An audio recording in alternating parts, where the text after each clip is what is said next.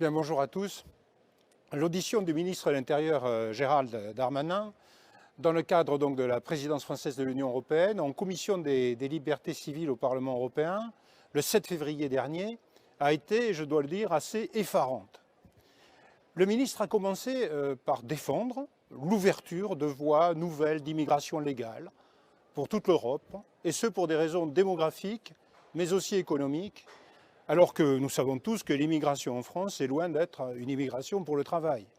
Nous savons tous qu'il s'agit d'une immigration de peuplement que l'on encourage avec toutes nos aides sociales. Le ministre, au cours de cette même audition, a ensuite déclaré qu'il fallait accueillir les mineurs isolés, ces mineurs pourtant entrés clandestinement en Europe, et ceci malgré le coût exorbitant pour les finances publiques de leur accueil.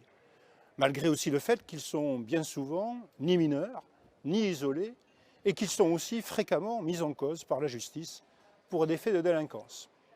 Au cours de toujours cette même audition, le ministre s'est aussi félicité de l'accueil de migrants en France, dont 3000 Afghans, et a affirmé que notre pays serait le premier pays à lever les contrôles à ses frontières si des améliorations venaient à être constatées dans le cadre du pacte européen sur l'immigration, mais ceci sans préciser d'ailleurs quelles améliorations il s'agirait.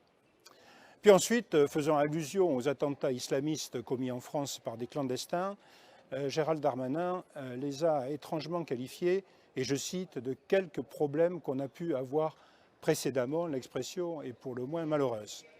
Et enfin, comme son collègue Dupond-Moretti pour la justice, il s'est dit incapable d'empêcher le financement d'associations islamistes par la Commission européenne.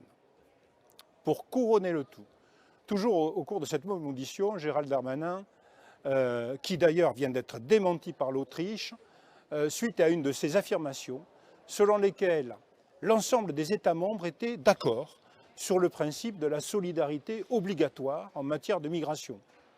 Selon lui, les pays membres de l'Union européenne ne peuvent avoir d'autre choix que d'accueillir des migrants toujours plus nombreux ou de payer, s'ils ne le font pas, de lourdes contributions. Alors, si vous voulez, ces quelques informations sont là pour vous montrer quelle est la véritable vision politique de ce gouvernement au niveau européen comme au niveau national en matière d'immigration.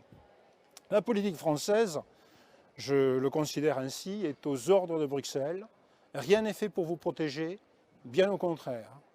Et quoi qu'on vous dise en France, voilà la réalité que je dénonce et que je combats.